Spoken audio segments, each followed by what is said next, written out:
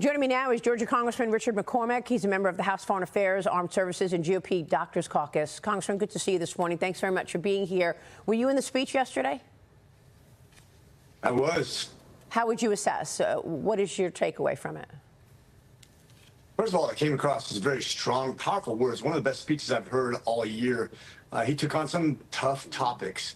As a military leader, basically the commander-in-chief of his forces, he even addressed the casualties that happened in Palestine. He took it on headstrong. He discussed why that happens in wars and how they fought a clean war comparatively through history, all the casualties we have in civilians, how they've went out of their way to avoid those things. So he addressed everything. He didn't avoid any topic.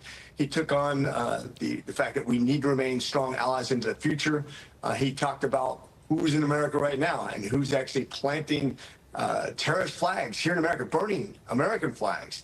This is a dramatic time in American history, and he took on all those topics with strength and vigor. Do you believe that the Democrats, your colleagues in the House and Senate, were sending a message to Netanyahu by not going? Kamala Harris also did not go to the speech. She claimed that she had an event with a sorority to tend to. Yeah, that's a strong message right there. When the sorority is more important than your most important ally in the Middle East, when you talk about the history of our two great nations, the fact that Iran and Hezbollah and Hamas and the Houthis refer to us as the big Satan, and not the little Satan, but the big Satan. Mm-hmm. And you're not even going to show up for this incredible speech and for this entire time of war that we're at right now, for the Democrats to basically give them the cold shoulder. And a large section of their Democratic Party was not standing during any part of that speech, did not applaud, did not want to give him any sort of credit for what he was doing. Yeah. That sends a powerful message. And I'll tell you, I had a colleague in the ER who's a Jewish doctor who is a Democrat commented very strongly on that message that was sent to them as a community, that they are not on their side and they are paying attention for the first time in a very, very long time. Yeah, I'm glad you mentioned that you are an ER physician, because President Biden did not even mention his health last night when addressing the decision to drop out of the race. And the White House is insisting that Biden's health has nothing to do with it. FBI Director Christopher Wray was asked if he's witnessed any issues while meeting with President Biden during a House Judiciary Committee hearing. Watch this. In my interactions, in my role, all my interactions with the current president have been completely professional. I have briefed the president, and as I said, those briefings have all been uneventful and unremarkable. Those comments from Wray prompted former President Trump to call for his resignation. Trump wrote on Truth Social that if Wray cannot see Biden is cognitively and physically challenged, then Wray can't run the FBI. Trump also called out Wray during his rally in Charlotte, North Carolina. Watch this. The head of the FBI was, you know that, right? He was in front of Congress today, and one of the great congressmen asked him a question. Have you ever noticed in all your meetings with Biden that he's cognitively a degenerate?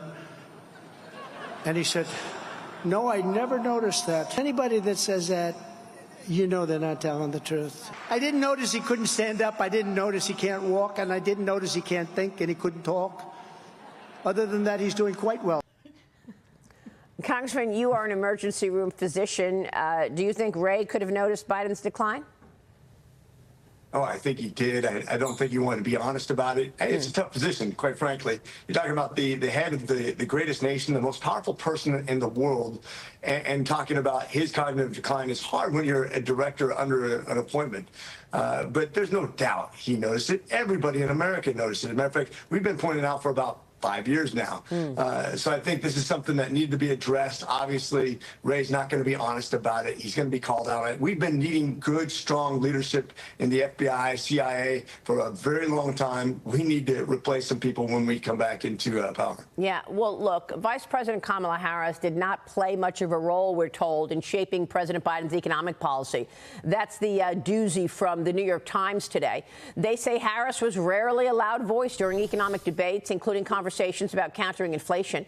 They also said that Harris sometimes attended economic briefings, but was not always a big contributor. Here's former House Speaker Nancy Pelosi on Harris's role in the White House. This is Pelosi back in September of last year. Watch this. Is Vice President Kamala Harris the best running mate for this president? He thinks so, and that's what matters. And by the way, You think so? she's very politically astute. I don't think people give her enough credit. Do you think she is the best running mate, though? She's the vice president of the United States. So when people say to me, well, why isn't she doing this or that? I said, because she's the vice president. That's the job description. You don't do that much. You don't do that much, Congressman. And yet I want to point out that Kamala did vote on all of the spending. So to say that she was not part of the economic policy, Kamala was the tie-breaking vote on the American Rescue Plan and the Inflation Reduction Act. The Senate voted 50-50 on a motion to proceed with the debate on the American Rescue Plan in 2021, and Harris broke the tie to affirm the motion. Then in August of 2022, the Senate voted 50-50 to pass the Inflation Reduction Act. Harris broke the tie again to pass the bill. The Senate voted 50-50 to pass an amendment to the Inflation Reduction Act, and Harris broke that tie to affirm the amendment. So is it fair to say she had nothing to do with Biden's economic policy, as the New York Times is suggesting today? Yeah, well, it's laughable. First of all, probably one of the most powerful vice presidents of all time, because she did break the tie in the Senate, and she did it repeatedly, as you just mentioned. That doesn't happen very often. One of the most powerful vice presidents of all time. Now, also taking into account, she's one of the most liberal vice president. No, sorry. She is the most liberal vice president we've ever had. She was so liberal, her own party rejected her in a primary, gave her less than 2%, I believe. She's not a popular person. She's a horrible liberal progressive Democrat, and she does not deserve to be president of the United States. She will drive us the wrong way on the border, on crime, on debt, on energy, on education. She is the worst possible choice they could have made. Do you feel like the media is trying to rewrite history on her performance? Of course they are. They want her. They're still in love with the liberal progressive Democratic Party, and they want to prop somebody up. Unfortunately for them, they have her. Congressman, thank you. We will keep watching all of this. Richard McCormick joining us this morning.